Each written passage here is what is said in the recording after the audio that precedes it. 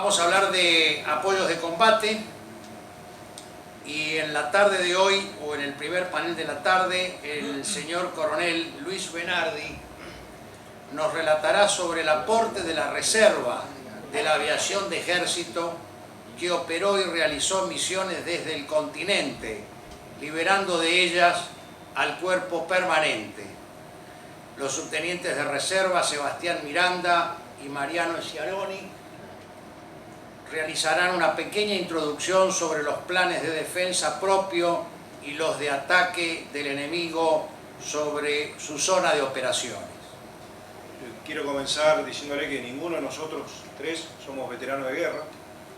Sin embargo, yo me desempeño como G1 de la Dirección de Aviación de Ejército y todas las reservas, o la reserva de la Aviación de Ejército, dependen del oficial de personal de la Dirección de Aviación. Y por eso me pareció interesante traerles algo que algunos de los protagonistas que vamos a hablar ahora, en esta media hora, están sentados acá entre ustedes.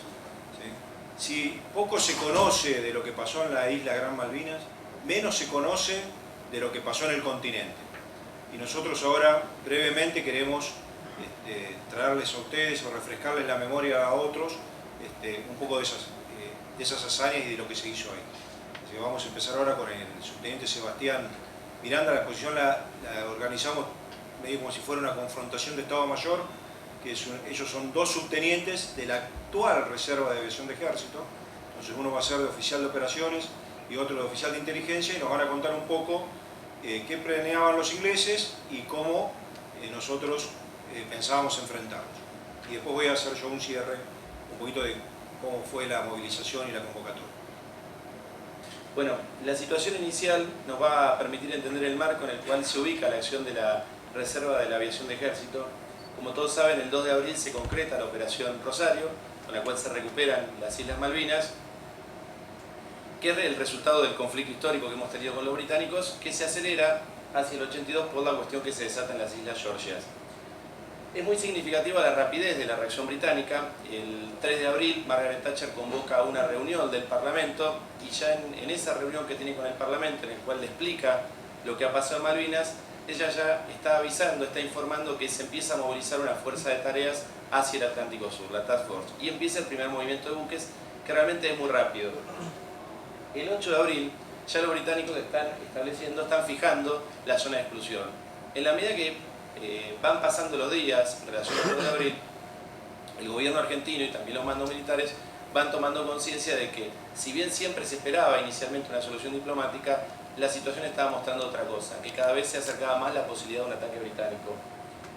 El 12 de abril la Argentina va a aceptar la resolución 502 de Naciones Unidas. Naciones Unidas, en cuanto se inicia el conflicto con Gran Bretaña, dicta una resolución en la cual insta a la Argentina a abandonar las islas. Y la Argentina la acepta, pero lo que dice es: vamos a retirar los efectivos si el avance de la Fuerza de Tareas Británica, que está dirigiéndose hacia el sur, se detiene, y si los británicos aceptan comenzar un diálogo por la cuestión de la soberanía. Como Gran Bretaña continúa con el avance de su flota y se niega a negociar, entonces no se retiran las tropas de las islas, sino que por el contrario se va a empezar a reforzar la guarnición. Bueno, el 25 de abril comienza la operación de los británicos para volver a ocupar Georgias.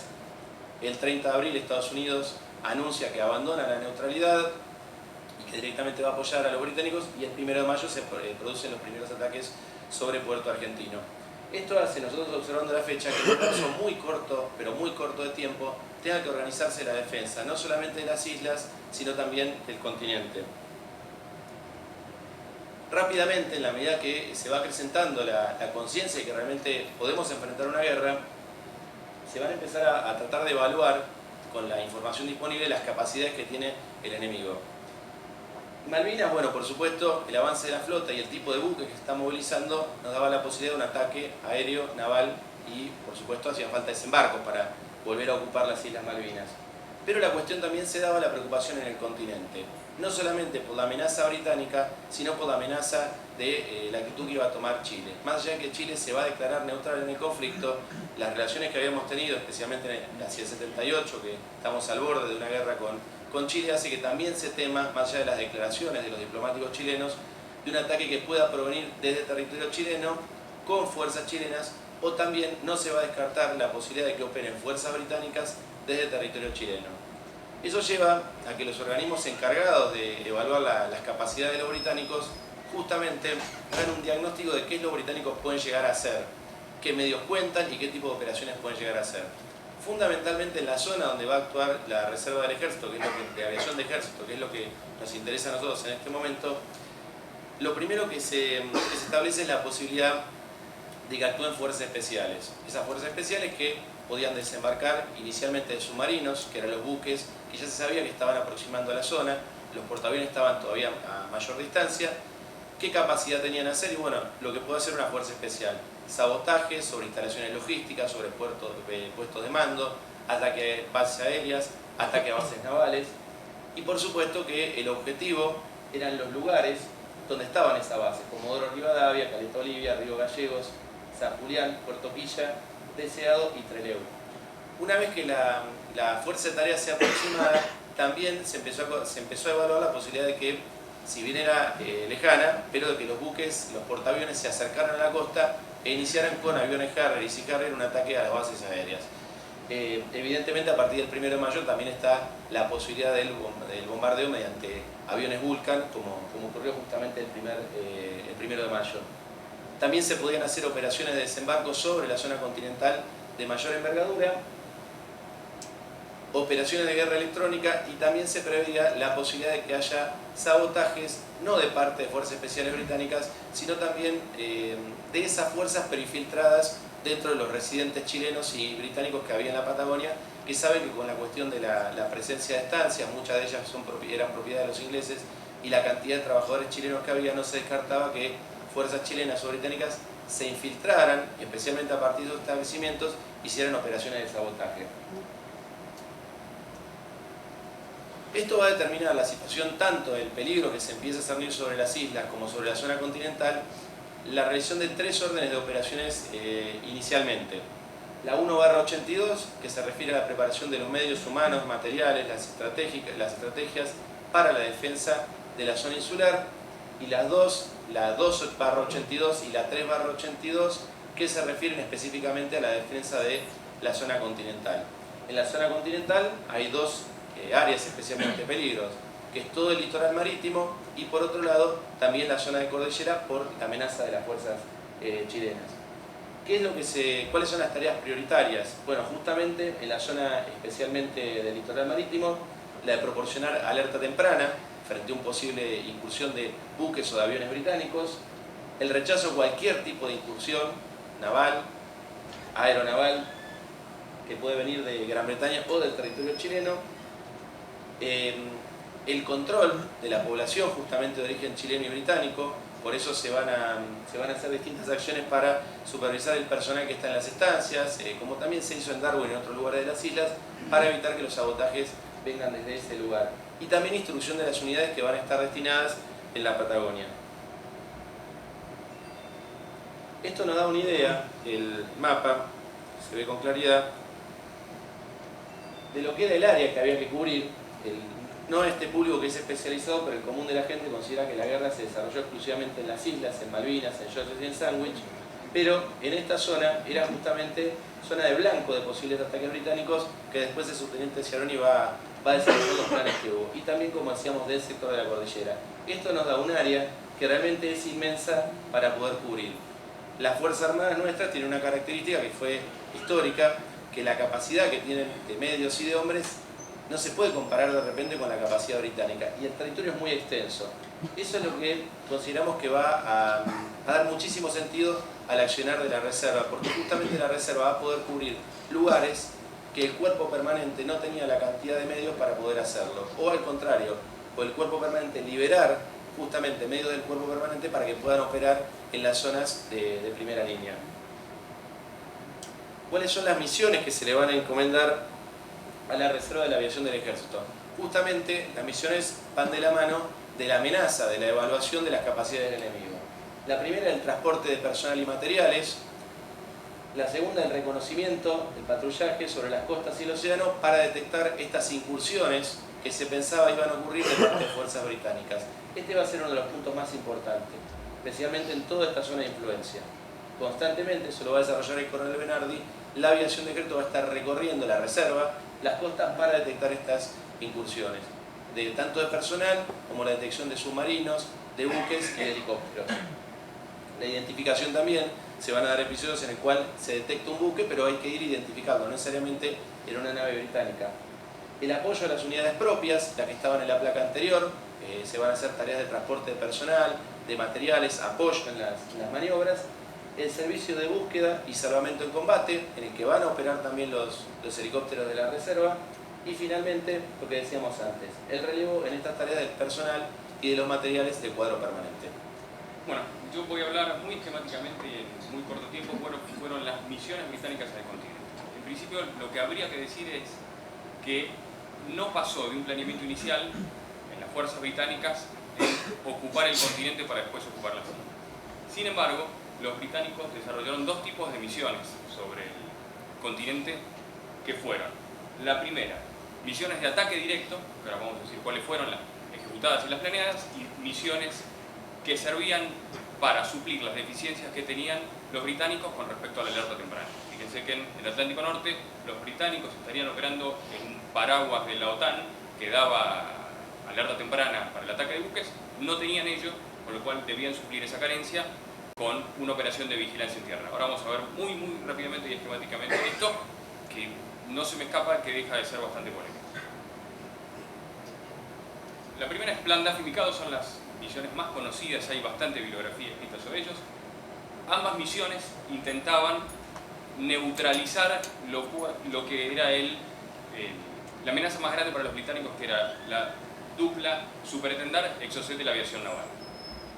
Se daban los dos sobre el Río Grande, que era donde operaban estas aeronaves con sus misiles. Plan Duff era prerequisito de Mikado, implicaba dejar una patrulla de 8 SAS cerca de la pista para vigilancia, realizar inteligencia y eventualmente con esa inteligencia ejecutar Mikado. Plan Duff no se puede llevar a cabo, el helicóptero tiene problemas, se termina cayendo o aterrizando en Chile y siendo destruido por sus tripulantes. La historia es conocida, no es el ámbito para decirlo. Yater es la operación menos conocida por los británicos, pero la placa acá arriba, que se puede ver, bueno, como siempre, cuando uno quiere no anda el puntero, pero si ven acá, existe un soldado dando alerta temprana para el despegue de dos aviones de la guerra. En este caso, Yater era una operación de vigilancia que se hizo sobre Comodoro Rivadavia, Río Gallegos y Río Grande, que permitía esta alerta temprana y dar 40 minutos de preaviso a la flota. La mayoría de los detalles de esta operación están clasificados hasta el año 2026, sin embargo los británicos de a poco han ido desclasificando algún tipo de información. El cuadro de abajo es información oficial británica, por decirlo de algún lado, implica la cantidad de misiones que fueron detectadas por día. Kettletram es una operación mucho menos conocida todavía, que está dada porque tropas del SBS, o sea del Special Boat Service, de los Royal Marines, operando desde el submarino Onyx, el cual ven ahí, son fotos de la guerra, iba a dejar elementos en puerto deseado a los fines de destruir a los superintendentes que se consideraba que estaban operando allí por una serie de razones que no hacen el ámbito de este trabajo, pero como detalle, la pista de puerto deseado, el aeródromo de puerto deseado, estaba ocupado por elementos de la Reserva de Aviación de Ejército. Por último, acciones británicas desde Chile. Hubo una serie de acciones, no estoy hablando de las acciones chilenas, estoy hablando de las operaciones británicas desde Chile. En este caso, hubo operaciones. La primera, para también ser muy esquemático, Fingent es el emplazamiento de un radar S-259 que operó desde Balmaceda. La operación ACME son vuelos de reconocimiento de aviones Nimrod que operaron en la isla de San Félix. Hubo vuelos de reconocimiento de aviones Canberra PR-9 desde San Félix y desde otros lugares, posiblemente de Punta Arenas. Y se supo algo como detalle por un libro que salió el 21 de septiembre en el Reino Unido. Hubo infiltraciones de helicópteros con tropas especiales británicas desde Punta Arenas hasta Río Gallegos. Esto salió hace muy poco y nadie salió a desmentirlo, con lo cual sería cierto. ¿Para qué señalamos esto? Y ya lo dijo el coronel Bernardi, para ver que las misiones que se le encomendaron a la Reserva de Aviación de Ejército fueron justificadas. 35 años después sabemos que lo que hizo la Reserva de Aviación de Ejército tuvo su lógica desde el planeamiento y desde lo que efectivamente pasó. Somos cortos, el tiempo es tirano, lo dejo al coronel Bernardi. Muchas gracias. Bueno, me olvidé en la presentación de decir que los dos subtenientes, además de ser subtenientes y formar parte de la Reserva de Aviación, son dos historiadores prestigiosos que han investigado el tema de Malvinas y han publicado, de los cuales uno de los libros está acá afuera para que usted lo quiera adquirir, que es sobre todo el empleo de los submarinos que hizo la Armada Británica en el continente y durante la guerra. Bueno, ahora vamos a ver, ya vimos el detalle general que hizo la aviación de ejército. La aviación de ejército no escapó a lo que ya se vino hablando en este congreso, o sea, pasó de lo que fue el empleo de un solo helicóptero Puma, el Alfa Eco 502, embarcado para la operación Rosario, pasó a tener que emplearse completamente. Pero aún así, siendo una de las aviaciones más poderosas de los ejércitos de Sudamérica, no alcanzaba la cantidad de aeronaves para cubrir todas las misiones que se le estaban pidiendo a la aviación de ejército. Y acá me detengo un segundo, que no hay una placa porque es a modo anecdótico. Para que ustedes sepan, había un batallón de aviación que se concentraban todos los helicópteros del ejército, había una compañía de aviación que tenía todos los aviones del ejército y solo 3 secciones, una en cada cuerpo, cuatro secciones, una en cada cuerpo de ejército, menos el primero que se apoyaba con el batallón de aviación de ejército. O sea, cada cuerpo de ejército tenía una sección de aviación de 2 aviones de comando y enlace para el comandante cuerpo. Eso era toda la aviación. Aún así, era la aviación de ejército más poderosa de toda Sudamérica. Brasil no tenía, Uruguay es el día de hoy que no tiene, Paraguay es el día de hoy que no tiene, Chile estaba recién empezando a desarrollarla y había sido una aviación concebida para enfrentar a Chile. Y todo material moderno. Pero como ya les decía, las misiones cada vez eran más y no daban abasto a los medios. Se decidió emplear la reserva. Como no había registros de cuántos helicópteros o pilotos de helicóptero había en el país, se le pide al Estado Mayor Conjunto el día 28 de abril esta nota, que se guarda el original en el archivo histórico de la Fuerza Aérea, donde yo resalté una oración que es lo más importante que quiero que les quede a ustedes y que se lleven de hoy de recuerdo.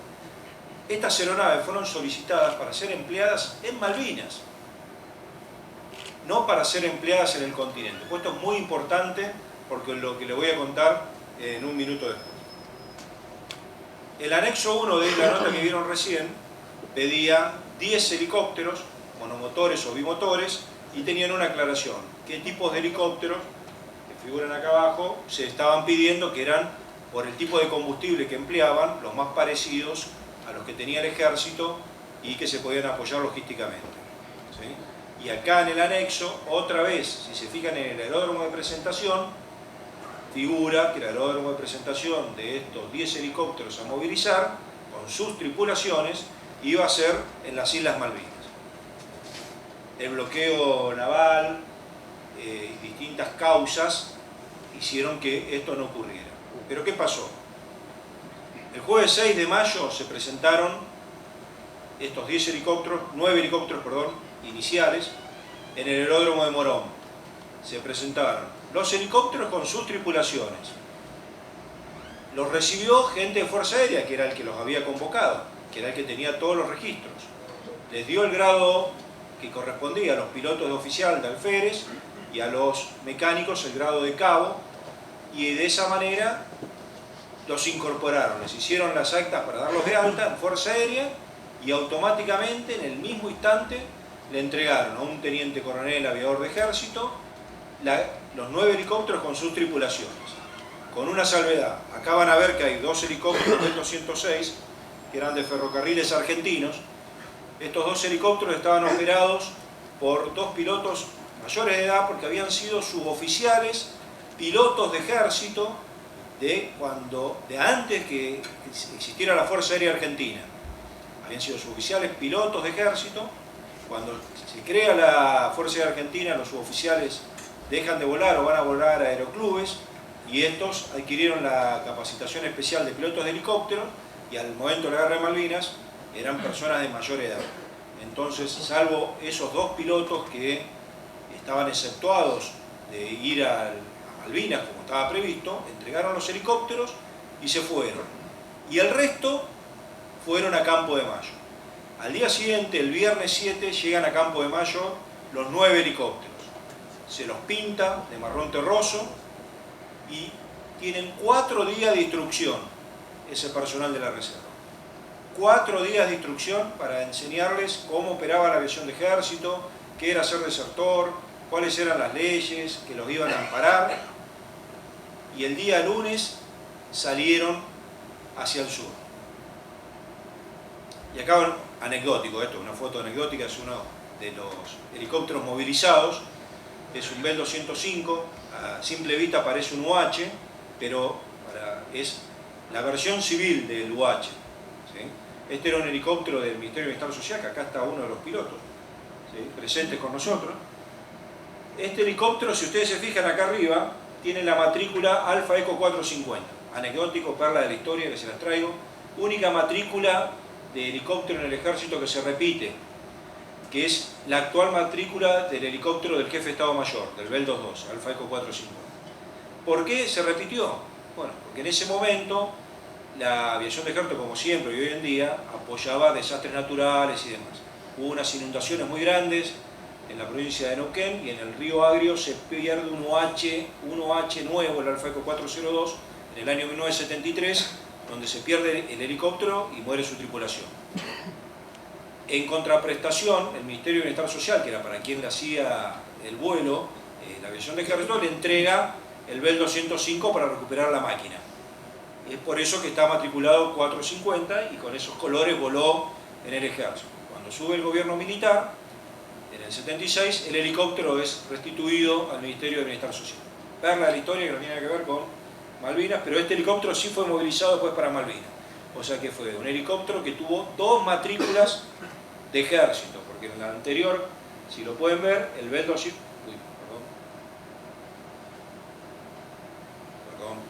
El Bell 205 fue Alfa Eco 705. Seguimos. El lunes 10 de mayo, como ya les dije, 4 días después de haber llegado a Campo de Mayo, los helicópteros se pintaron todos de marrón terroso, látex Loxon, que era la única pintura que se consiguió en las pinturerías comerciales. Había que pintar 9 helicópteros, así que no había mucha pintura. Se la pintó con pintura comercial de látex y así se fueron. La primera escala fue Tandil, base aérea de Mirage. Cuando llegan la formación de helicópteros, que había un vicecomodoro de Fuerza Aérea que estaba retirado, también fue en un helicóptero Hughes 500, y a órdenes de un teniente coronel, como ya le había dicho Guillermo Bejerto, y otro teniente coronel volando otro helicóptero, salen con matrículas Alfa Eco 700 que nunca se habían escuchado en el ambiente aeronáutico, y aterrizan 9 helicópteros pintados de marrón. Los rodeó la guardia, las tanquetas, todos pensaban que eran helicópteros ingleses que los estaban, y aparte eran helicópteros raros, no eran de dotación de la fuerza, que los estaban invadiendo los ingleses a la base de Tandil. Superado el mal trance, siguieron, y esta es la foto original de cuando llegan los helicópteros a Bahía Blanca. Ahí en Bahía Blanca se empiezan a recibir nuevas órdenes. Ya se enteran cuando llegan al 5º Cuerpo de Ejército que no iban a poder cruzar a Malvinas. Hasta ese momento iban a cruzar a Malvinas. O sea, salieron porque iban a ir a Malvinas. Ahí se entera que no iban a ir a Malvinas y van a ir quedando en el litoral patagónico. Fueron cambiando de ubicación, no es que siempre estuvieron los 2 helicópteros en la misma ciudad, pero más o menos, para que ustedes tengan una idea, este fue el despliegue. En Bahía Blanca quedó un Augusta Alfa Eco 709, era igual a los Augustas que tenía el ejército, nada más que versión VIP, y quedó órdenes del comandante 5º Cuerpo de Ejército. En Trelew quedaron los Hughes 500, que quedaron ahí apoyándose en la base aeronaval de la Armada, y ahí quedó el vicecomodoro de la Fuerza Aérea. En Comodoro quedó otro Hughes 500, En Puerto Deseado estuvo operando el Volco 704 y el Bell 205, que eran los dos helicópteros de bienestar social. En Santa Cruz quedó el otro Volco y un Bell 206, y en Río Gallegos terminaron habiendo primero dos Volcos, y después hubo otra convocatoria que se agregaron dos helicópteros Dufin, que no fueron matriculados a Alfa Eco, que rápidamente después estos dos helicópteros de abajo pasaron a depender de la Armada, porque todos sus pilotos eran holandeses, menos uno, que era un teniente primero, piloto de ejército, que había pasado a la reserva.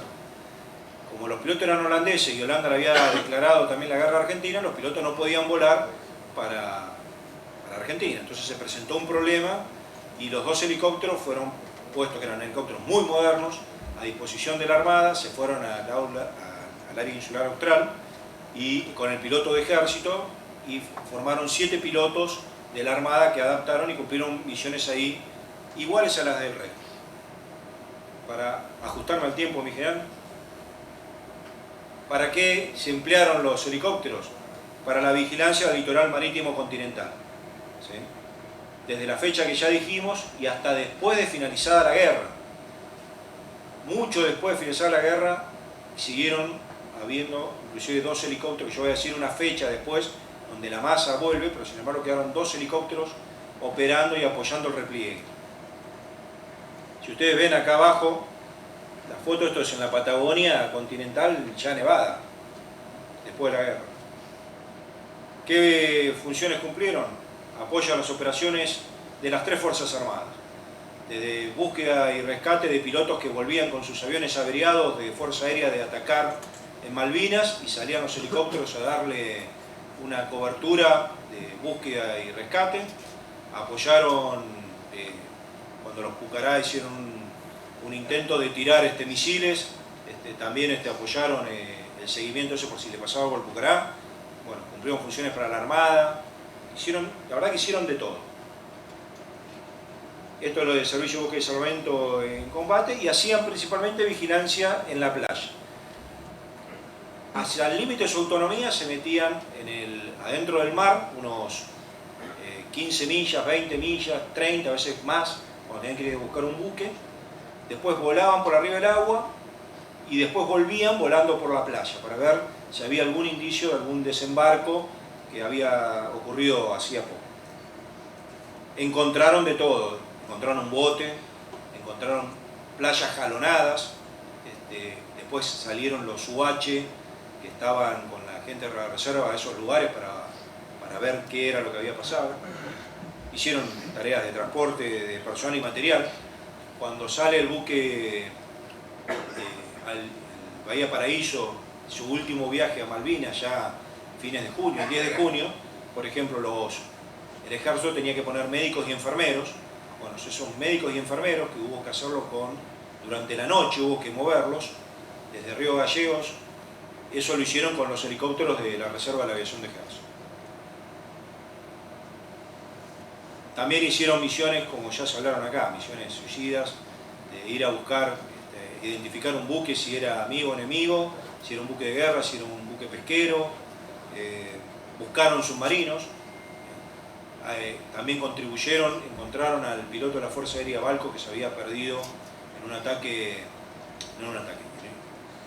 se había salido a explorar el espacio aéreo en Comodoro Rivadavia y se había accidentado con su avión Pucará, el avión, y al piloto lo termina encontrando un helicóptero de la Reserva de Aviación de Ejército.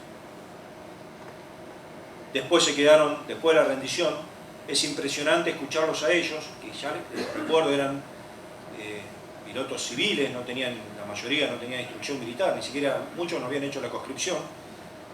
Escucharlos el día de la rendición, escuchar el relato de ellos de cuando se enteraron en los distintos comandos, en los distintos puestos de comando que estaban, lo que había pasado en la isla, cómo veían y las expresiones de tristeza y la misma sensación de bronca que tenía el que había estado combatiendo en las islas. El 24 de junio inicia la masa el repliegue, como ya les dije, quedaron 2 helicópteros. Acá una anécdota de acá del piloto que está acá, el escudo ya termino, Miguel, el escudo de bienestar social está despintado porque un día los sale a interceptar desinteligencias de la guerra, como siempre. Ellos estaban haciendo el patrullaje ordenado y los sale a interceptar un avión de Fuerza Aérea.